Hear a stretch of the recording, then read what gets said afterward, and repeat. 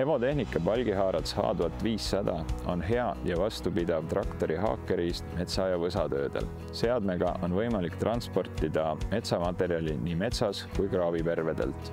Lisaks on võimalik seadet kasutada ka laoplatsil ümarmaterjali teisaldamiseks ja ladustamiseks.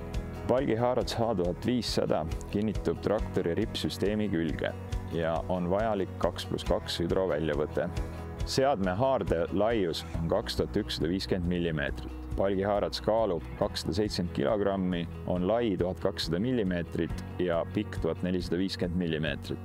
Hevotehnika palgihaarats on dünaamiline tööriist ja sobib külge traktoritele jõuvahemikus 50–120 hobujõudu.